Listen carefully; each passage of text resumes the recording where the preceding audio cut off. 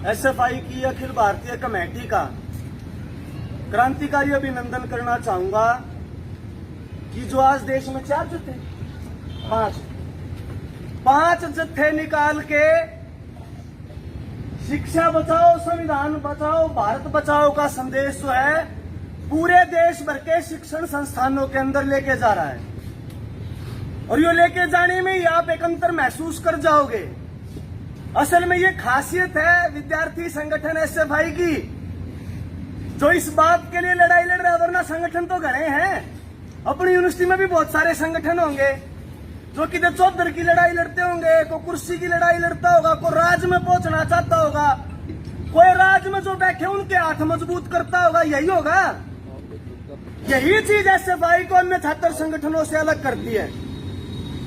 ना इस तथ्य पे किसी का फोटो है व्यक्ति का, ना किसी का नाम है, फोटो है तो भगत सिंह का। क्यों है भगत सिंह का? क्योंकि भगत सिंह है हमारा आदर्श, शहीद राजगुरु है हमारा आदर्श, सुखदेव है हमारा आदर्श, चंद्रशेखर आजाद है हमारा आदर्श। जिन लोगों ने आजादी के आंदोलन में हंसते हंसते फांसी का फंदा चूम लिया, न अपने लिए, समाज के लिए, देश के लिए, आने वाली पीढ़ी के लिए। भगत सिंह ने जेल में रहते हुए सैकड़ों किताबें लिखी, सैकड़ों किताबें पढ़ी और एक संदेश दिया, अगर जब देश आजाद होगा और जब गोरे चले जाएंगे तो मेरा देश कैसा होना चाहिए। ये खासियत है एसएफआई की, इसलिए बैनर पे एसएफआई ने भगत सिंह का फोटो लगाया है। दूसरी बात, ये भगत सिंह का जिक्र मैं इसलिए भी कर रहा हूं, भगत सिंह की जयंती आ रही है 28 सितंबर को, और अपने को सबको, चाहे वो पढ़ने वाला विद्यार्थी हो, काम करने वाला कर्मचारी हो, उसको भगत सिंह को याद करना चाहिए। बाइक पर फोटो लाने तो भगत सिंह नहीं बनेगा, कुंडी मूछ राखन तो भगत सिंह नहीं बनेगा। भगत सिंह बनेगा तो भगत सिंह ने पढ़ के। दूसरी बात, ये जो जत्था यहाँ आया है, मैं आप लोगों से ये गुजारिश करता हूं, इस जत्थे का वास्तविक अर्थ क्या होगा।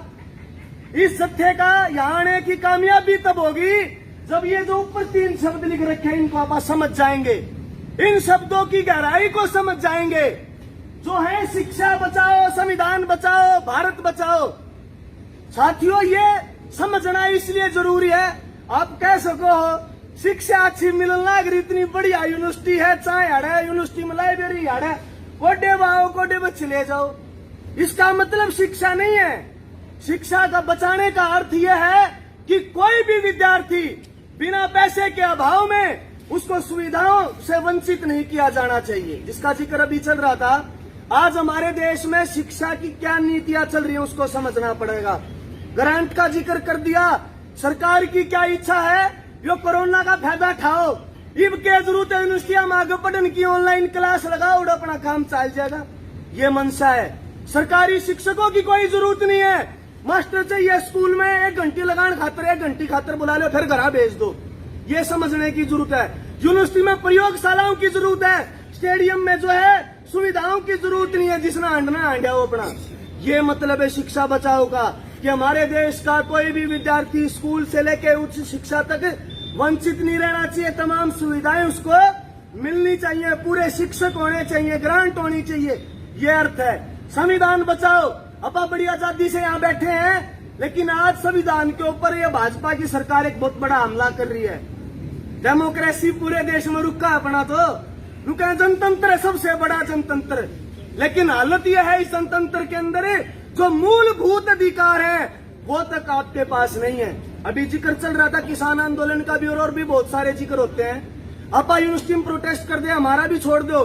ये सुपुआ के जो विद्यार्थी बैठे हैं, एक बेसिक बात ये कह रहे थे 70,000 रुपए फीस दे दी, अरे मास्टर तो दे दो, टीचर तो दे दो, प्रोफेसर दे दो, हमें बेसिक इक्विपमेंट जो है कैमरा चाहिए वो दे दो, नहीं देने लग रहे, नाम काट दिए।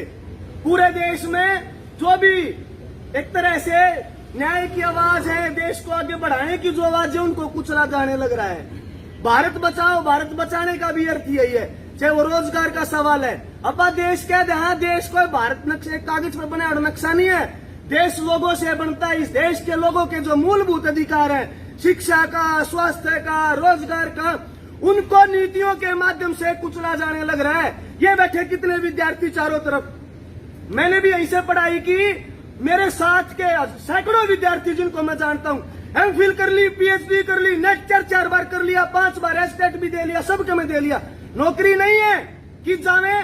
तो इसके ऊपर विचार करना पड़ेगा, और जो विचार करेंगे तो एक चीज सामने आएगी, वो ये है कि इकट्ठे होके अपने हकों को बचाने के लिए लड़ाई लड़ो। तो साथियों, मैं तो ज्यादा बात न कहता, आप लोगों से यही अपील करता हूं। भगत सिंह का संदेश भी यही था, विद्यार्थी का काम केवल एक डिग्री हासिल करना नहीं है, अपनी सामाजिक, आर्थिक, राजनीतिक परिस्थितियों का ज्ञान हासिल करना और उसको बदलना हमारी जिम्मेदारी है।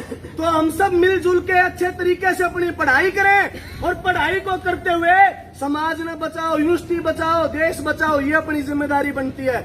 उसमें आप आगे बढ़ाएंगे, संगठन मजबूत होगा तो आवाज मजबूत होगी, और आवाज मजबूत होगी तो सारी सुविधाएं सरकार को देनी पड़ेंगी, किसी की हिम्मत नहीं है। यही मोदी थानू क्या हरदा कानून उल्टे को न लूं, लेने पड़े, माफी मांगनी पड़ी देश के सामने, और भी बहुत सारे ऐसे उदाहरण हमारे सामने मिल जाएंगे।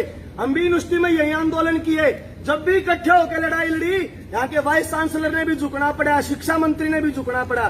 तो हमने को सबको एकजुट होकर आज जो परिस्थितियां बन रही हैं, जो हालत बन रही है, उसको बदलने के लिए लड़ना पड़ेगा, एकजुट होना पड़ेगा। मैं तो इसी उम्मीद के साथ ज्यादा समय ले लिया, आपका धन्यवाद करता हूं, विशेष तौर पे एसएफआई के अखिल भारतीय नेतृत्व का धन्यवाद करता हूं कि पूरे देश में इस मुहिम को लेके जाने लग रहे हैं। जब कैंपस सारे बंद थे कोरोना में, उसके बाद जो एक भय का, निराशा का, डर का दुब के बैठे थे, ये संदेश लेके जाने लग रहे हैं कि खड़े हो, पढ़ाई करो और लड़ो समाज को और देश को बदलने के लिए। तो आपका बहुत बहुत धन्यवाद।